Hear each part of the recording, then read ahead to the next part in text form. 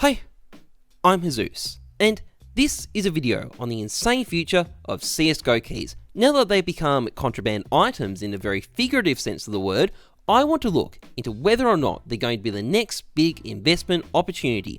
Are these things worth buying into, or are they fool's gold? We report, you decide, just like the media used to do. And just like the media, we also have a sponsor. This video is sponsored by Lootbear. Lootbear is a skin rental site where you can rent your favorite skins for a fraction of their ordinary cost, and a marketplace with a very low sales fee. You can see it on screen there, it is quite low. So anyway, if you didn't know, Valve recently decided to block all trading and selling of keys going forward because of a supposed issue with criminal fraud. Now, it's a kind of dubious justification when you look into it, but whatever, they probably still did have a decent reason and it doesn't hurt the scene that much. But it's had an interesting side effect because all existing keys were exempt from the changes. Valve didn't want to screw over anyone who'd paid money for keys already, so this has created a class of keys that are still tradable, can still be sold on the market, but are irreplaceable.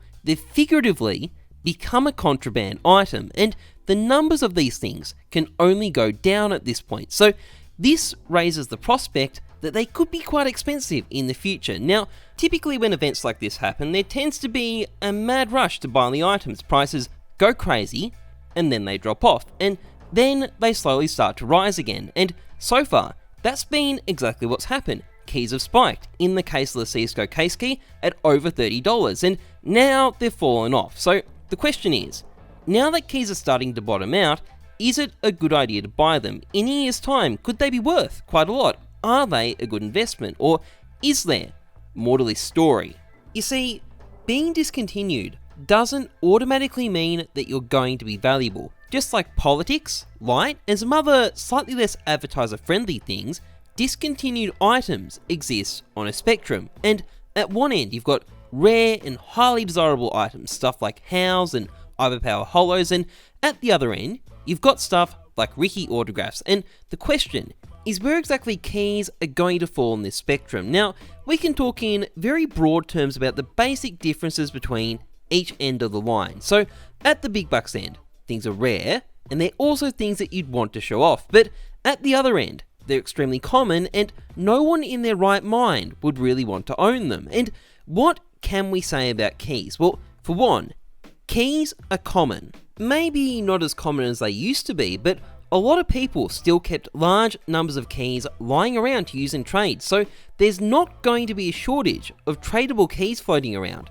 Secondly, why are keys even valuable in the first place? Well, at the end of the day, keys only have one feature that makes them valuable, and that's the fact that you can use them to burn your money opening cases. And this is where they run into a problem, because Valve sets the price of keys.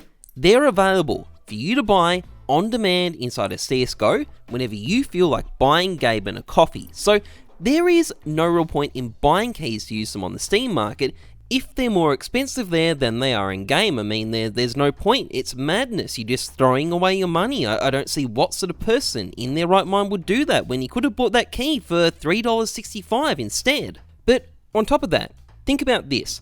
If you own one of these keys, when you sell it on the market, you're going to lose about 12% of the value of your key to sales tax. So if you want to even break even on your key purchase, assuming you didn't pay over the market price for it to begin with, you need to sell your key for more than you paid for it in game. So all the people that own keys have a huge disincentive to sell their keys at a competitive price because they'd be taking a loss for it. So if people don't want to buy these contraband, in inverted commas, keys because they're too expensive, and the people who own them don't want to drop the price because they'd be taking a loss, and there's tons of these keys around to begin with, well, you can easily see how we could end up with a massive glut of keys that just sit there and don't sell, potentially for years. But hey, wouldn't there be collectors who want these keys? Couldn't they make up the difference? I mean, here is Anomaly. With his little collection, couldn't demand like this gradually force up the price?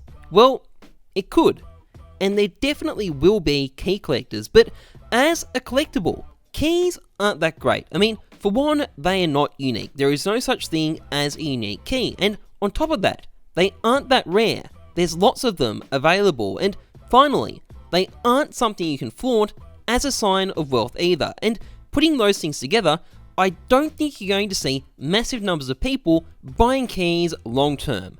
However, there is one last thing. We actually do have a precedent, because before Dota 2 released in China, it actually had cases. Now, those cases were removed to meet Chinese regulations, but some of the keys still exist, and you can see the high watermark they've gotten to 5 years after they were discontinued. It's about $10 US now. Now, these Dota 2 keys have no use currently. You can't open up anything with them. CSGO keys don't have that problem, but if you are looking to invest in some of these contraband, in inverted commas, keys, the tradable, marketable CSGO keys, these Dota 2 keys are probably still a pretty good indicator about where you'll end up in a couple of years' time. You'll probably make money, but be prepared to wait a very long time.